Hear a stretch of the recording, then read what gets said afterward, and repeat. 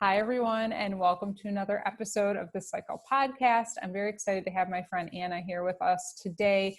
If you have listened to a lot of our episodes, you will remember that she was on last summer with us after she had just gotten through some pretty intense surgery. So we're checking in to see how she's doing, get some follow-up on what's going on with her. And thank you so much for being here.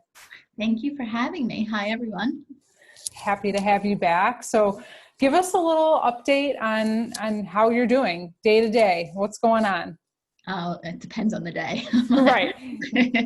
A normal-ish day. A normal-ish day. It's been, so I think the last time I was on was last June, July. So it's been, can't believe how fast that's gone. So just a quick maybe recap for those who didn't listen to the first podcast. I had my surgery for endometriosis on September 2018. That was the first one that was laparoscopic in terms of going in and just kind of cleaning everything out that I had in quite a while. There were over about, if I remember correctly now, but over 40 lesions that were removed, and they were just plastered everywhere, just cul-de-sac, just around the uterus, just pretty much everywhere. It was on the colon. It was also found during that time on the diaphragm as well from underneath. And then I had another surgery February 2019, and that was specific to diaphragmatic endometriosis. So that's where they found a large cyst, chocolate cyst, endometrioma, between the liver and the diaphragm that was removed. And then just not relating to endo, but just kind of my journey through healing. In June of 2019, I had a lumpectomy, which came back benign, but which ended up being a papilloma. But that was only a few months after that last surgery for endo. So end of 2018, 2019 was quite a year. Yeah, you had a lot of surgeries, and now you've had some time to really heal. And we're in quarantine, depending on when anybody's listening to this. It's May 11th when we're recording this. So, everything's kind of slowed down. How has your recovery been since last summer? Yeah, the recovery has been, it's definitely not linear. So some days are better than others. Some periods are better than others. So just really been trying to focus on that, because that can get a bit frustrating over time.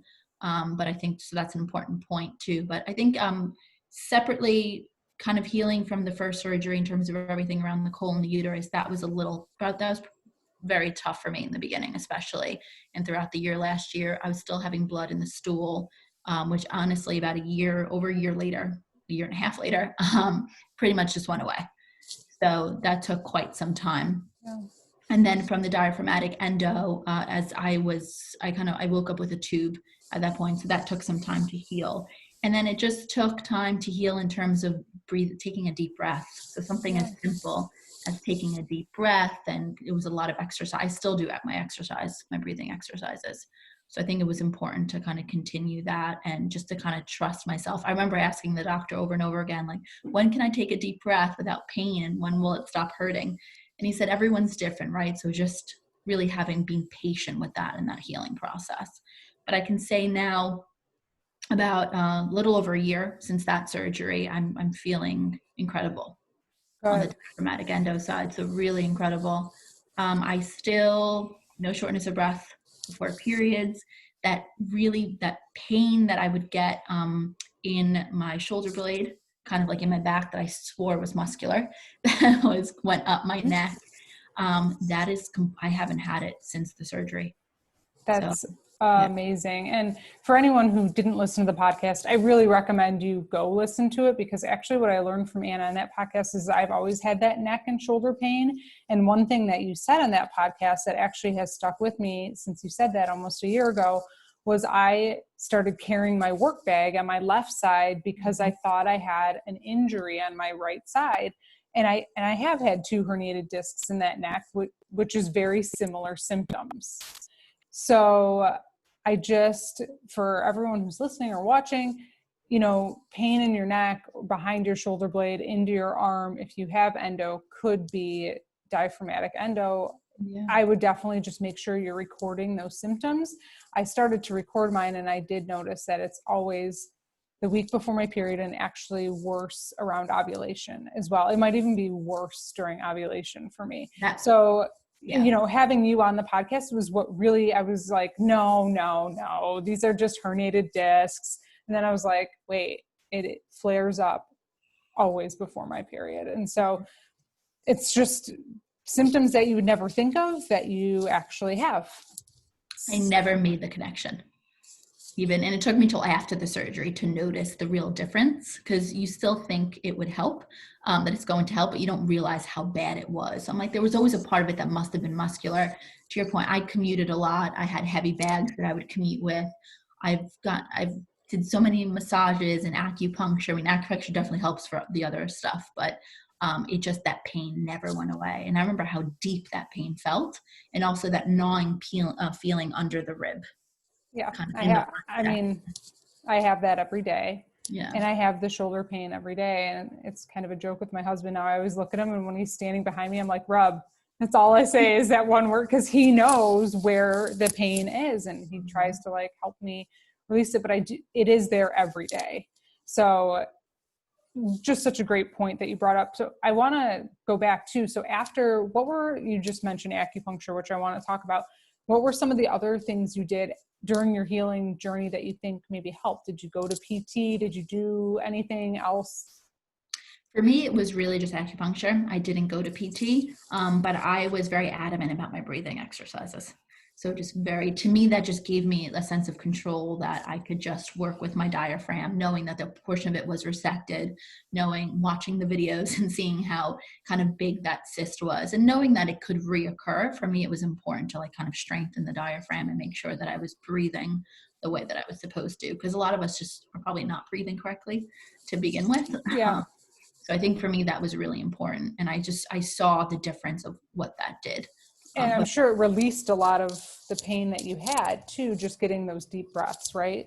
Exactly. Yeah. And just really even little things like posture, and I know Melissa's watching me sitting right now, and it's not great posture either. I'm not having the best posturing. I'm trying. Yeah, it did help a lot, just in terms of kind of like opening up that chest and the diaphragm, making sure that you're taking those deep breaths. So for me, it was just a way to just consciously make sure that I was breathing, and that I was working the diaphragm. But it took honestly, the surgery was February 2019, February 8th. I'd probably say early this year, I started really feeling the difference. So it definitely took a while post the surgery. Yeah. I mean, that was a major procedure. And I do think something else that I would like to talk about is I felt like after my major surgery with the bowel resection, everything, it took me 8 months before I felt normal. And probably like a year until I felt almost like myself. And so I stress that to people. That doesn't mean you're laying on the couch for 8 months, but it means you're still kind of taking it easy and trying to take care of yourself, and you're not feeling 100%. Right. I agree. I just wanted to bring this up. You too, Melissa. So the Facebook challenge that you did. During the quarantine, that was the first time I really got up and used some of did any kind of squats or push-ups, or I went running a few times after the surgery, months and months, but I was always very scared to kind of use any kind of upper body strength, right? So for me, it was like a huge point of just getting over that and saying, doing things at your pace, and how much weight can you hold, and can you hold a plank for a minute, like little things. But for me, there was a lot of fear around that too, right? Just 100%. In terms of the diaphragm area and just kind of like the surgery. So that also was part of the healing process for me as well. Absolutely. I mean, I still, when I do anything with like my hips, I'll do something called hip thrust, where you put like a very heavy weight on your hips and you lift it up. I always am very nervous training that specific area because I've had so much surgery in those areas. Mm-hmm. So I get it. There's a lot of fear baked into that, with all due reason. If you're in extreme pain for a long time in one place, you definitely don't want to feel that pain ever again. Yeah, I agree. I get it. Yeah, and I think one time I tried, and then I felt some shooting, like very sharp shooting pains, and I'm like, oh no, I overdid it. And you really just have to stick with it and just know that, you just have to listen to your body. Like the doctor said to you, everybody's different, so your recovery is different. Maybe you will feel better in 5 weeks. I don't know, but you got to listen to what your body wants and what you feel comfortable with. Completely agree. So for acupuncture for you, were you going once a week, or how often were you going? Religiously once a week. Okay. since actually the September 2018 surgery. I found it really helped a lot for me, mentally and physically. So for me, it was just, I saw a huge difference. And when I even missed sessions, or I think I took a vacation at one point, I did see the difference for me. So Yeah, I'm going to make sure that I also done some video sessions in the last couple of weeks. Yeah, I was going to say, now that you're in quarantine, do you feel like your pain's any higher? I guess I don't want to go too far, but I want to know where you are now. Like, how are you feeling? What's going on? You said some periods are bad, some periods are good. Tell us a little bit about current situation with Anna. Yeah, it's been interesting for me with my periods, because you would think that they would be more consistent, I guess, after the surgeries and addressing some of the issues, but they really are not. And I'm sure a lot of it has to do with food and intake and just inflammation in the body. And I've learned, and in taking additional supplements, I think that's all helped. But sometimes this past period, incredibly painful. But nothing compared to what it was, right? So I just want to make sure I'm using that for context, but Yeah. still very painful. And then there's always some new side effects that pop up. So January, I had very bad sciatic pain, very bad, to the point that I had to lay on the floor, kind of sleep on the floor, prop my legs up. That has never been that bad before, but I haven't had an episode since. So just realizing that it is healing. Endometriosis does affect other parts of the body, and just trying to stay calm when these things come up, and just kind of trying to rationalize it, because it can get scary when sometimes you kind of turn around and you have a new symptom. Yeah. Oh, I mean, hard to admit, but I definitely, when I have a new symptom, I immediately start to be like, oh my gosh, what's endo doing now? And it could even be that I just went for like too long of a walk and my ankle sore or something, but what endo, oh my gosh, what's it doing? Mm-hmm. So I don't know how to change that besides just trusting yourself, trusting your body. And that's why I meditate. I go to acupuncture too. Like, I try to just take care of myself really well. So when you had these, like, you have this bad period right now, and then that flare up sciatica, did you do anything out of the ordinary? Like, maybe did you eat something, or did you, I don't know, were you traveling? Was there anything that you think could have triggered these things? So that's a good point. After the sciatic pain, I was traveled. So I was in Europe for the holidays. So I think it started about a week after I came back. So it could have been, but I felt really good when I was there. Yeah. So it's hard to kind of pinpoint. And I think that's where a lot of the frustration comes, because you want to be able to still live and do the things that you want to do without really getting impacted, your day-to-day being impacted. So for me, I never really found kind of a link between the two, but I'm sure there is, in terms of food intake. And obviously when I'm eating cleaner and I'm not having a lot of caffeine, I do feel, not a lot of sugar especially, I definitely do feel the difference in my period, especially pain levels. I do too, and I struggle with the same things of travel and trying to live. Like, I don't do dairy or gluten at all, or caffeine, and barely drink now because of all of this, but I still like ice cream, and if I can get it without dairy, I still indulge in those things, and I don't feel the best after. But there's got to be a balance, right? Like, you have to have a balance of living life. Yeah, no, I completely agree with that. It's hard to find the balance, but I think we're all working on it. It's very hard to find the balance. It's part of the journey. That's what I like to say. It's part of the journey. So you mentioned supplements. Is there anything that you've kind of added or learned in the past, since we've had you on the podcast before, that you can share with the community that might help them? Sure. Everyone's different. So I think for me, I've been taking so vitamin D3 has been important for me. I feel a difference. B12, a difference with B12. Zinc, I take a lot of zinc. So I feel like that helps me a lot too, in terms of just energy levels, or just my immunity, not getting as sick. And then I've been taking prenatals, not pregnant or anything, but just, to me, I think they're stronger. They seem to help more and just get me what I need. So I think between the prenatals, the B12, the zinc, the D3, I take those every day. So those are things that I normally take on a day that I wasn't doing before the surgeries. So I think in the last year, that's definitely helped. And I feel different if I miss them, especially the zinc and the B12. Okay. That's great advice for everybody who's listening. And, you're the second or third person that said prenatals as well really help, because they're just such a high concentrated vitamin that you're just getting such high levels of all of the vitamins that are in those prenatals. Mm-hmm. And I take gummies because I can't swallow those horse pills. I know. So gummies are out there if anyone's interested. The gummies are like candy. I know. I do gummy vitamin Those C. are massive. I just can't do it. I do gummy vitamin C and elderberry. I don't do zinc. I do heard elderberry. about that too. I wanted to try elderberry. Yeah. They've got some delicious gummies. I mean, they're sold out everywhere right now because I know, I've tried. obvious reasons, but yeah, that's okay. Good. Well, anything else you want to chat about endo related? Do you want to talk about, before, just so everybody knows, before we got on, Anna and I were both talking about how we get this like restless leg syndrome. Yeah. I don't know if anybody else listening gets that, but tell us a little bit about how it's affecting you. So I feel like I've had it for a long time. And for some reason, sometimes are better than others. And I feel like after the surgery, I didn't have it for a while. So I kind of always related it to endometriosis in a way. And my mom also has severe endometriosis, and she complains about this.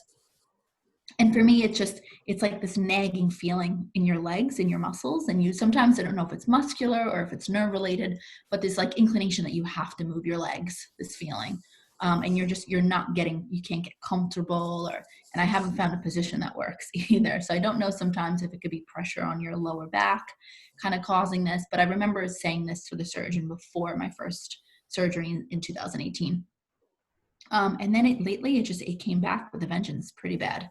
So about a week ago was really bad, to the point that I couldn't get comfortable. I felt like usually it's just uncomfortable, but it was the point that it got painful. Right, that I had to continuously move my legs and I couldn't sleep and I wasn't getting comfortable. So for me, if anyone understands the connection, I would love to know. Same here. Yeah. I struggle with that too. So, and maybe the connection to the sciatic nerve or sciatic pain. I don't know. At this point, I'm guessing, but. I know. I like to pretend like I'm a doctor.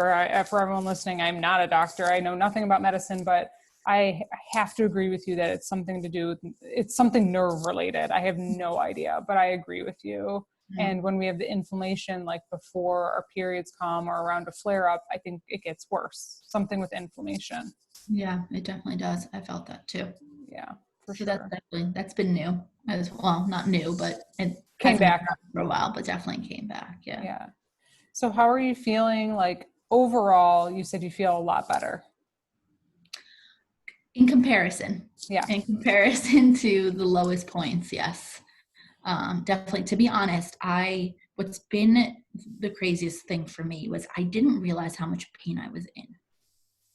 So you don't realize how disruptive something can be to your day-to-day life, or how much pain you definitely learn to live with it. And I think I've known I've had endo since I was in my teens, because like I said, my mom had it, the gynecologist I had was well aware of what endometriosis was. So at that point I was lucky, but I still you can't comprehend how much it impacts your day to day, even when you know about it. The same way that I couldn't comprehend that you could have it on your diaphragm and on your liver. To me, that was news to me too. How I didn't put the two and two together beforehand, I'll never know, but you just don't think about these things, right? Yeah. So in comparison, just a lot better. Good. Just a lot better, just in terms of being able to manage the pain and being disruptive to like your day to day. But I'm also not, maybe this is running to be a bit more positive, but on endometriosis sometimes, but you just know that something else could come up, right? I want to be realistic about it too, that, although you had surgery, this level of pain might not last long term, and how to be able to manage that, and just being still very aware of new symptoms that are coming up and logging those symptoms. And it's still very, to be on top of it and stay on top of it is what I've been trying to do. Yeah.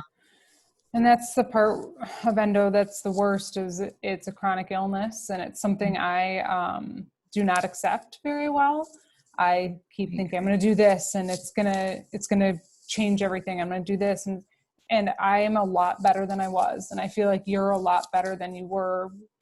Anna and I both have very severe cases, stage 4 plus sometimes is what some of these cases are called, because it's just, sometimes it's just relentless, and it's not like that for everybody who's listening. There are different stages. I don't really even know if that's 100% accurate. I think there needs to be more research on that. But I do want people, there is hope. And there's hope. I've met people who've had one surgery and they're 100% fine and in no pain. You know, I talked to someone last week who changed her diet and it really, really helped her. And I'm not saying that Anna and I are like wrong for what we do. We probably eat very clean too. I just think the disease affects people in different ways is what I'm kind of circling around to say. But I feel very similar in the way of every time I have a new ache or pain, I'm scared. And I don't, you know, I hate living like that. But what are we supposed to do? Right. No, it's true. And for me too, I mean, for my situation, fertility has always been something that my husband and I have struggled with due to I'm assuming due to endometriosis, but it's also a lot of fear there too, in terms of, you know, starting that again or starting fertility treatments. What do those treatments do to your body? How can they flare up endometriosis? And kind of, so it's a lot in terms of how it impacts your life, but also kind of knowing at what do you want to put yourself through to what point. And so that's also been part of the healing process too, is that level of acceptance as well, which I think is important. Huge. I think acceptance is a huge part of it. And I personally also feel like just recently I've really started to accept what it means to have this. And I've known for, just like you, I've known for over 20 years, I've known that I've had this. And I guess I just never really, every day I learn something new that blows my mind. Like I said, the podcast with you is the first time I ever was alerted that my neck and shoulder pain could be endo. I literally had no idea. And I'm someone who's out here advocating for people. Yeah. But you know, and on a positive note, again, this is why I do this podcast. And this is why people like Anna are so brave to come and share their story with us. And even this follow-up is very helpful because there is a lot of hope. There is. There's a lot of hope. There's a lot of hope, and everyone's story is different, and like learning from everyone else or just understanding kind of the impacts. And they're more now than ever before. There are incredible surgeons out there who are more than willing who want to help, who care, which to me, having had endo for so long and seeing the difference in surgery and care over the last 2 decades has just been astronomical. So it's pretty incredible. Yeah, I agree. Okay. So where are you at now? Do you have any like further treatment plans or acupuncture for now? What's kind of Anna's next step? So I'd like to continue acupuncture. Right now, I've done a couple sessions over video, which I thought were interesting, which I love, to be honest, because I'm a big nerd when it comes to this stuff. So I get very excited, like learning points and when things work by myself. So I really enjoyed those. But yeah, it's continuing with care, continuing with kind of, you know, just working on exercising is going to be a big one for me going forward. I've always been a bit scared of that. So just in terms of kind of what I can do, what I can push my body to do. So it's just really, that's kind of what I want to focus on next. And then it's just monitoring kind of my periods and monitoring how things are going. And then just making a decision in terms of fertility for next steps. I think after 3 surgeries back to back, it was time for a break. Yeah. Physically and mentally. You don't realize how much you're putting your body through either. I think that's important to talk about too. I was telling my husband, I have like these hairs on my head that are growing back because you don't realize how much hair I lost from the anesthesia or just like the back-to-back surgeries. So just little things in terms of just kind of getting that all out of your system and your body. I definitely needed time to step away. Yeah, absolutely. So that was important. I think we did a good job of that kind of towards the end of last year to kind of just walk away, just kind of take a breath and try not to take everything so seriously and just kind of breathe through it and knowing that the healing wasn't going to be linear and it was definitely going to take some time. So, and I always said when I felt ready to do something next, then I'd feel it, right? So for me, that was big. It's just a kind of listening to my intuition, and everyone's very different. So you can't be forced to, when you're ready.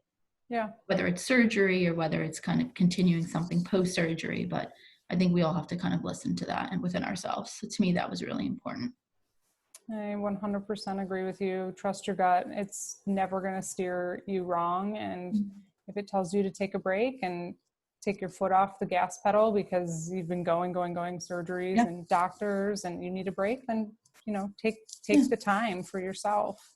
And I think we even, Melissa, I think you spoke about this before too, but even before the diaphragmatic surgery, I knew they kind of saw it in September. They knew there were some kind of spots on the diaphragm, and I was like, no, I'm fine. And I was still having the pain, but one day I woke up in early February and I was like, this is not right anymore. Like I just knew something was wrong. Yeah. I knew that, walking from the bedroom to the kitchen and being out of breath was just more than I could handle. And it was a lot worse than it was previous months. So you get to a point that you just listen to yourself, that I just knew that something was just kind of not right. Yeah, you can only push to a certain point. To a certain point. So I think it's important to kind of listen to yourself too, in terms of surgeries or kind of what you want to do and when you're ready. At that point, I just knew something was off. And for the audience too, my oxygen levels I monitored them. They never dropped. I was short of breath. Oxygen levels were still very high. But the pain and just the shortness of breath just alerted me that something was just not right, and ended up being a bit of an emergency surgery. Yeah. Well, and thank you for sharing all of that, because I do think there's people out there that are suffering with that and don't know that they are, and they have those symptoms and they're not putting it together. So I think that that's very, very helpful information to have, for sure. Mm-hmm. And the only other thing that we were just talking about, because this is more of a follow-up, is coming up with your plan as a patient with endo after surgery, because you have to have a plan. If it's acupuncture or massage or PT or pelvic floor therapy, or, I take a bath every Sunday now. That's just part of an Epsom salt bath. It sounds silly, but that's just now part of my routine. I also do acupuncture. I go every other week because it's so expensive. And I know that money is a huge factor too. So just, if it's adding supplements or trying to eat different, knowing that, this is a marathon, this is not a sprint. This is something that, you will continue on. It's a path that you will continue on. Yeah, that's a big point. I completely agree with that. But, so it's been an interesting year and a half. Yeah. Well, after that surgery, that was a big surgery. You seem like you have a lot more of your energy back and that you're feeling pretty good, even considering that you've had a tough week. And it's difficult. I think we all speak about getting, scans and getting tests and how much anxiety that brings. Recently, last week, I had a scan, an update for my breast. It went okay, but there was a lot of anxiety in that too. Even with endo, if you don't have endometriosis, I would think for women's health, there's always this constant fear that kind of gets brought up, right? So I think it's just learning how to, accept that and knowing it's okay to just be scared and to kind of go through. I think it was important for me too, because I spent so much time trying to push it down. And for me, just kind of go through life and say, it's okay if I'm in pain, this is normal, or I can still push through things and push through barriers and I'm strong enough, but it's not about being strong in that sense, right? So I think for me, it was important just to accept kind of the disease for what it is, and just in other things, that are going on as well, and just kind of move forward and just find some peace with that. Yeah. And I say it all the time and try to practice it myself, one day at a time. And if you have to do one moment at a time, you do one moment at a time, because really anxiety comes from when you're just thinking in the future. And I do it all the time. I'm very guilty of it. But if you put yourself in that moment, and I practice gratitude, and if you follow me anywhere on social media, I probably annoy you guys with all my gratitude, but it's really shifted my life. It's shifted how I think about things. And I'm like, I can go for a walk. I can see, I can hear. These are very important things to me that I'm very, very grateful for. I know I have these other challenges in my life, but gosh, I have so much good. And those things have helped me a lot with the anxious. I have 2 scans next week too, and I'm very anxious about it. And even if something comes back, there's nothing I can even do about it. Right. So I get it. Yeah. And I think that's also a huge part of healing, just bringing that up. For me, he's kind of staying positive and the whole gratitude point. I think I've changed the most personally in this last year and a half. Just in terms of just, the surgeries, the fear has brought up a lot of other stuff too. So just dealing with things kind of head on and just kind of learning to, find some peace with that and just kind of moving forward and staying positive through a lot of it. It's been very difficult, but I think there's there's always a positive spin somewhere, right? So I think it kind of forced me to focus on some things and focus and just take some time for myself. Yeah. So I don't think we kind of do a lot, probably most of us don't really do a good job of that. Yeah, absolutely. Prioritizing yourself and your health and kind of what you need to make sure that, I'm sure you guys hear this all the time, but kind of filling your cup and focusing on yourself, right? So you can better even help everyone else, but just to make sure that you're focusing on you and that you have what you need to kind of get through. Yeah, absolutely. 100%. I think that is perfect advice to kind of wrap up on. Anything else you want to add? No, I think that's it. I just think overall it takes time. I think the healing just took, I know this is a follow-up, but it's a year and a half after, right? Yeah. So knowing that during this time, it even post surgeries, it takes some time to get back. And just, it's healing is not linear, and there were a lot of ups and downs, obviously, that you guys don't see through this podcast, that I went through, and I know a lot of people who've had surgeries have gone through. So it's finding some patience with that, and then kind of trusting the process. Yeah, I fully agree. And finding your community, I think, is also a really good point that we haven't really talked about, but having a person or two or three that are in the endo community that you can talk to or reach out to. And if you don't have someone, finding a therapist or someone that's an unbiased third party that you can go to or that gets the disease, because it is hard to understand if you don't have it. And I think having someone who has it as someone you can go to when you're having kind of those crisis moments is very helpful, or a therapist if you're having crisis moments. So just say and they can help bring you back to this is all part of the healing process. Yeah. And just on a point, I remember other than recently, I had taken an exercise class late last year. And I remember kind of going through the class and just being like, wow, I can breathe through the class, right? So to me, that was a little win for me. So to me, those were the wins that kind of got me through the healing process. It was saying, you don't realize how short of breath you might be when you're doing something until you're not anymore. So for me, it was those little wins, that feeling, just saying, okay, I can tell the difference now. I can see, how I'm supposed to get through an exercise class and not doubled over trying to take some deep breaths. So to me, that was big, and that helped the healing process as well. Yeah, that's fantastic that you were able to see the change. And I have a lot of things that changed for me too. So after my last surgery, so those are very important to recognize and even document, write down or something so you remember them. Right. And just recently I was actually reading a journal I had kept from last year around the same time, which to me just kind of just upset me in a way, just because you don't realize a year goes by, but sometimes you forget the pain you're in, and you remember how difficult it really was, right?